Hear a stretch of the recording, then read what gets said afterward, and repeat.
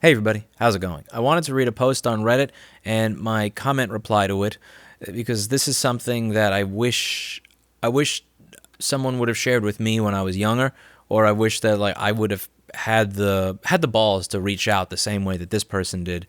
And maybe I'm hoping that this advice may help someone else. So this is someone who is in the stock market. They said they went from 17,000 to 90,000 to 55,000 in 13 months. He says, I feel like an asshole. It's time to step away from a bit. He said, I started with about 5,000 invested last January. Over these 13 months, I put in 12K more, amounting to 17K total. The total in my account went to 30K at the start of this January. So in 12 months, almost a 13K gain. That's when I got very lucky with GameStop and ended up selling when my account reached 90K. Very long story about how I could have walked away with 105K, but I was a greedy shit. That's when it gets bad. I made awful plays after GameStop, hoping for a quick climb back to 6 digits. I bought and sold very mean plays that made me eat shit. Like, I can't believe I didn't walk away at 90K. So right now, after making a very dumb move again with GameStop, this time I feel like I've gotten burned enough to walk away. The thought of just buying something right now and hoping it recovers is right there, but I'm scared. The worst part about this is the guilt that I've gained 20K from this year and went from 17 to 55K from January 2020 to February 2021. What do you suggest? I truthfully feel a little shitty even though I try to ignore it. Maybe looking for sympathy, I don't know. I think stepping away and working my butt off to make money and save it is the best way to find appreciation for what it is that I gambled away like a madman. However, if I didn't play that GME play, I wouldn't have gotten here. Fuck, man, fuck, I'm 25, so some people are going to say, oh my god, you're young as hell, just relax, but this is also frustrating. I was thinking of sports cars at 90K. Now, I want to read my reply to what he said, because I think that a lot of people are going to get themselves into this place, and they're not going to seek out help or advice, and I'm going to explain why in my post. My post says, where you are is purgatory. I have been in your purgatory several times over the past 14 years, in business and in the stock market, and to be honest with you, more in business than in the stock market. I'd like to tell you what I wish someone would have told me that would have allowed me to enter heaven rather than go straight to hell. So your situation is that you made money, but then you lost money. But you made more than you lost. You can't feel happy about your gains because you feel the sting of going from 90K to 55K. But you can't complain because anyone who hears that you went from 17K to 55K in the course of 11 months who lost money will tell you to go fuck yourself. Most day traders lose money, and your peers are going to be day traders who turn their 17K into 12K and are salty about it. You will never feel more alone than you do right now. And when you're alone, you can't receive feedback or advice, and you're more exposed to doing something stupid, since there's no one to course correct you when you start making shitty decisions. People are going to isolate themselves when this happens because you can't share with anybody. If you tell your brother, listen, man, I made 50K this year, but I could have made 70, I'm pissed, your brother's probably going to say, fuck you, you ungrateful shit. They're not going to give you the advice that you need. I'm making a large generalization there, but just go, you get my point, which is if you make $50,000 in the stock market in a year, but you've doubled or tripled your money, but you could have quadrupled or octupled it, most people are not going to have sympathy for you. And that's going to cause a feeling of guilt. And that feeling of guilt is going to keep people from talking with their friends or family members or loved ones about what happened because they know that there's nobody out there that's going to give a shit. Now, the problem is when you're alone, you're going to start making really, really stupid decisions because there's nobody there that's going to kind of try and course correct you. And I kind of think that all people, if they don't have people in their lives to help them course correct, will slowly start to lose their mind. You know, I've noticed this myself when I have been isolated, and I've noticed that when people that I know have isolated themselves for long periods of time, things start to go screwy. So I said, here's my advice as someone who has been where you were before and made the wrong decision. You probably won't listen to me. I wouldn't have listened to me, but I'm going to tell you anyway. Don't enter a gambling mindset to try and make your way back to the top. And journal the mindset that guides your trades and how you feel that day so you can spot when things change. When your mindset changes, stop trading. So you made X decisions in X market to get from 17K to 90K. You had a blip and wound up at 55. The decisions you will make to go from 55 back to 90K will not be the same decisions because your mindset and emotional state will change when you start thinking in terms of, I need to make back my loss. If you start making Y decisions in Z market to try and get from 55K to 90K, you'll probably go from 55K to zero. The market is different now than it was 13 months ago, and your decisions and picks will be guided by a different you now that you're chasing a high. The you that you become when you're chasing something that you lost is not the same you as the you that was making your initial investments. The market is different now than it was then, and when I had a specific investment strategy and I had a specific reason, I would make gains. When I lost a little and then entered a how do I make that money back mindset, without fail, every single time I lost. And this is not just in the stock market, this is also in my business and in my life. So here's what helps me. I keep a journal. The journal allows me to be honest with myself. I don't care about run-on sentences, spelling, typos, or structure. Just stream of consciousness. This is only for me to read. Often, I don't even read it. I just get epiphanies as I type about why I'm doing what I'm doing, and that's enough. It forces me to be honest with myself, make difficult business decisions, and end relationships that should have ended sooner. The moment I realized my strategy changed from, damn, these Republican Senate candidates seem horrible. When the Democrats win the Senate, how will that affect green energy sentiment? To, shit, what do I buy to make back my loss? I stop trading. When my strategy changes from, hey, this stock seems to crash at 10:45 every day and go up 5% by 1 every day, let me buy at 10:50 and sell at 12:30 every day, to, this stock got mentioned on some random comment section, let me buy it and see what happens, I stop fucking trading. I often stop doing this because I feel there are more important things to do than write in my journal. I have committed a regular sin over the past several years of procrastinating writing in my journal, and the results are clear. Every time I do this, my business goes downhill, my stocks go downhill, my relationships become more toxic, and my life goes downhill. My journal keeps me honest and allows me to make better decisions that lead to a better life. If you take some chips off the table, journal, and make sure that your moves going forward make sense, even if it's not doing anything, you'll go to heaven. If you gamble to try to make your way back to 90K and lie to yourself about your mindset and emotional state, you'll be back to 17K or 12 or 0. Straight to hell. Not just financial hell, emotional and mental health hell as well. I've been there. It hurts. Best of luck to you. This is not financial investment advice. I'm not a financial investment advisor. This is purely my opinion. And this has been my experience.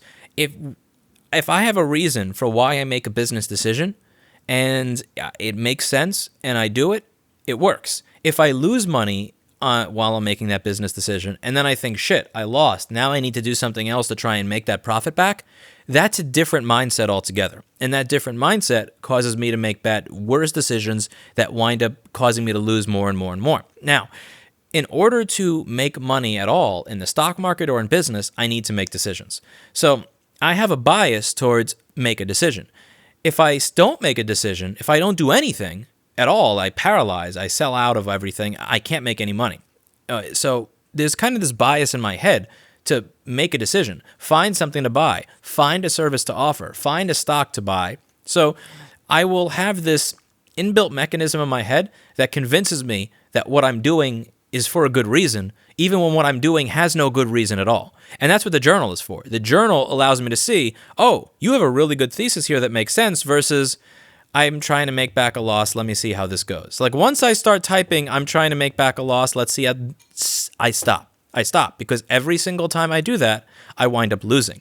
And I was speaking with someone the other day who actually has been in therapy for about 7-8 years for a gambling addiction. And he told me, I'll tell you a secret, and it's something that you're probably not going to believe and you're not going to accept until you experience it yourself. But it's not about the money. It's not about the things you would do with the money. It's about a distraction from your life. It's about the high that you get when you gamble and then chasing that high again. And one of the things that you may notice is staring at your phone for 8 or 10 or 12 hours a day, or reading these articles until 1 or 3 in the morning that you may not even fully understand, and reading posts and trying to read stuff that reinforces your bias to buy or sell something rather than actually live your life. At some point, it starts to take over your life and have the same effects on your life that doing cocaine or heroin does. Once you have that stimulant in your head of I went from 17K to 90K or 100K in this short period of time, it makes it really difficult to focus on everything else in your life. But the thing is, you have to realize that that's not going to always happen. It's not going to happen again and again and again. It happened once. And if you keep trying to chase that, you'll wind up, at least in my experience, this has been my experience, losing your mind. Whether it's a business thing or whether it's a stock thing. And it's very difficult to step away from it. And one of the pieces of advice that has helped me, and I also hope helps the person that's been going to therapy for 7-8 years, because he said, I actually want to try this, is once you're done, so let's say you're at 55K. once you're done, once you realize, you write in your journal and you realize all the reasons for your new stock picks suck. Let's say that you go to your journal and you realize every single reason you have for buying into a new investment is absolute garbage. You have to believe that when you walk away, whatever money you leave on the table, whatever money you could have made if your gamble did well, that's the cost of having your life back. That's the price of having your life back. So let's say you went from 17 to 90, then to 55. Let's say that you're about to make some crazy reflexive trade, and that trade, just by sheer luck, brings you from 55 to 100. But it has you anxious, and it has you staying up at night, and it has you calling yourself an asshole and feeling like a piece of shit. You have to believe that whatever money you missed out on, that's the price of having your life back, and that it's worth it to have your life back. Because I'm going to take a wild guess, and tell me if I'm wrong, that over the past month, the original poster of this thread probably was not focusing on other areas of their life. They probably weren't spending as much time on their hobbies. They were probably glued to their phone. They were probably waking up at 9:29 every morning, freaked out about what's going to happen with whatever stock ticker they had. They were probably going to sleep stressed out. They're probably not focusing on their relationships the same way they were, and they probably weren't finding fun in the things that they used to find fun. And that's what happens with a gambling addiction. And the worst thing about this stuff, the worst thing about it is that this is something where you can actually go from 17K to 55K and still feel bad about it. You can go from 17 to 55 and still think that you're an asshole. You could still think that you're an idiot. You could still think that you suck when it really isn't about you and have something to do with you. It's about this fucked up thing that happens with our brain chemistry where you can actually make an improvement over the course of 13 months and still find a way to hate yourself more. Because I guarantee the person who wrote this at 55K, some point in their head felt worse than they did when they were at 17K. And that's the fucked up thing about this. And people who are in this position, they don't share it, in my experience. And I haven't shared it when I've been in this position, both in my business and in the stock market, because I feel like I can't share this with anybody. Well, I'm going to tell someone that I made $5,000, but I could have made 50, and they're like, then there's not going to be any sympathy there. I can't share this. And if I'm not able to share, then I'm not able to be corrected. I'm not able to be course corrected anyway, and I'm going to wind up turning that 5,000 I made into minus 10 or minus 20 or minus 30 with bad decisions. This is a really vulnerable place to be in for people because they don't have anybody around them that they can that can course correct. And this person, I honestly give them credit for being open to posting this and being open to have people say, no, you're just an asshole, you made money, screw you. And that's the part. I think the worst part of all of this is how it can take the self-confidence and the zest for life that otherwise confident, happy, healthy people have and completely destroy it. That's what gambling does. And I think that because it's the stock market, people can easily tell themselves that what they're doing is investing when in reality what they're doing is gambling. And the person who told me it's not about the money was talking to me about a friend and family member of theirs that was worth $1 billion that is now worth $3 million. And he was telling me a lot of stories about this one person. I'm not going to say the name of it to keep it private. But that's what really got me. And he said, it's never about the money. You think it's about the money, but people who have this problem, even when they have enough, that their life is settled. It's set. They never have to work again a day in their life. They have enough money that they could actually change the world in positive ways, live out their dreams, still wind up doing this because it's that mentality. It's, I could have had 2 billion, but I have 1. Let me try to make my way back. Now I have 500 million. Shit, let me try to make my way back to 1 billion. Shit, now I have 200 million. It's a mentally corrosive thing, and it's important to journal. It's helped me a lot. And I really do feel guilty over the fact that I haven't written in it as much as I used to, and I've made excuses for it. And it's one of those areas where I kind of feel ashamed because I'm giving you advice on something that I'm also failing at.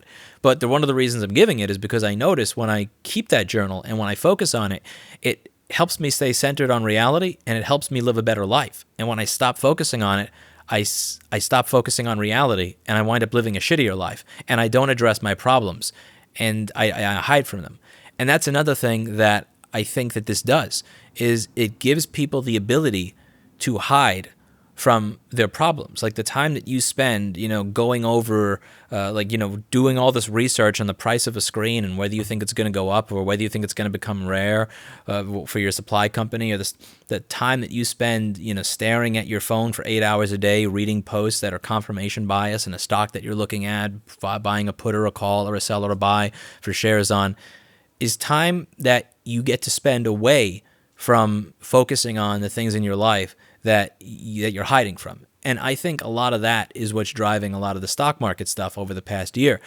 There's no shortage of things to hide from in the world. There's no shortage of misery out there. There's no shortage of whether it's social injustice, whether it's actual sickness and death, whether it's economic destruction, whether it's misery, whether it's inflation, whether it's the prospects of never having a job again, your career being destroyed, your business being destroyed. There's a lot of stuff right now that's going on in the world, and I don't blame anybody watching this video for going to virtually any corner they can to find a distraction from it, to find something that's going to just allow them for a short period of time to escape and forget what's going on.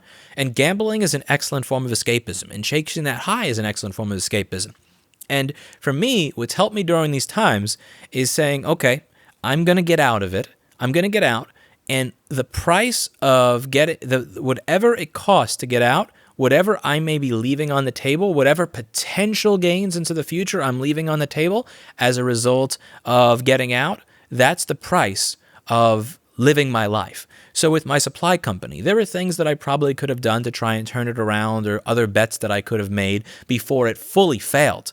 And when I made the bet that I did, when I stepped away from it, I said that's the cost of having my repair business and my life back. I had to believe that my repair business was worth focusing on rather than running away from it. Because in 2010 and 11, I saw lots of new repair shops opening, and I believed that these new repair shops that were opening were going to overtake us, were going to make us obsolete. There was going to be this price competition to the bottom. Nobody was ever going to want to send anything to us again. So and other repair shops were getting access to more capital than I was. So I was hiding with the supply company. I wasn't really focusing on this, but once I divested myself from the supply company, I stopped caring about the rareness of a part every day. I stopped caring about whether or not this batch came in bad or not. I stopped staying up until 3 or 4 in the morning to deal with suppliers on a regular basis. I started focusing on my repair company. I made my repair company something awesome. I started focusing on my relationships again, and I was able to make friends and acquaintances and start living my life. And the same thing has happened to me in the stock market. And one of the things that allows me to escape is having... Somebody was knocking on my wall. That's just really creepy. Anyway, okay, they're just hammering something into the wall. I have shitty paper-thin walls because I live in Brooklyn. But anyway, I have to believe that when I step away, whatever I'm leaving on the table, that money, that is the price to having my life back. And I want to have my life back, and it's worth having my life back, and I'm able to do good things with my life. And you have to believe that too. It's a really difficult thing to believe about yourself if you're depressed or have anxiety, particularly like I did 9 or 10 years ago. I had no shortage of reasons at that point in time to be depressed. I was kicked out of the place that I was using as a business. My friend was going through a difficult time in turmoil because he also used that place for his business. His mother was sick. My mother had committed suicide.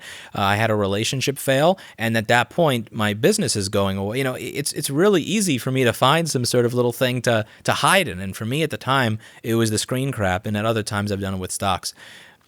But you have to kind of believe that it's worth that your life is the ability to live your life is worth it. So if you sell out right now while you're at 55K and your holdings would have allowed you to go back up to 100K, the ability to live your life again, do you believe that that's worth it? Do you believe not checking your phone all the time, not staring at it, not reading posts on Reddit until 3 or 5 in the morning is worth it to you? Is living the ability to live your life again worth the money that you keep on the table? That's, in my opinion, the way to be able to walk away and be happy, the way to not feel like an asshole, and the way to start building up your self-confidence. Because once you make that decision, you're making the decision that your life is worth a certain amount of money. And to believe that, you got to believe in yourself to some extent. This has kind of been a bit of a rambling video, just a train of thought thing. But let me know what you think in the comments down below. Hopefully this helps someone who is in the same position. And if you are in that position where you made something, but you made more, and then you lost and you're back here, Don't feel like you can't share it with people. Even if you have to share it online anonymously or something, just share it, because it'll help you not make stupid ass decisions going into the future that will cause you to lose everything. Because that's the moment, that's the pivotal moment where you get to choose whether you're going to keep something or whether you're going to become a degenerate gambler in chasing something that you had but maybe wasn't really even realized yet, and wind up absolutely destroying yourself. And that's it for today, and I'll see you in the next video.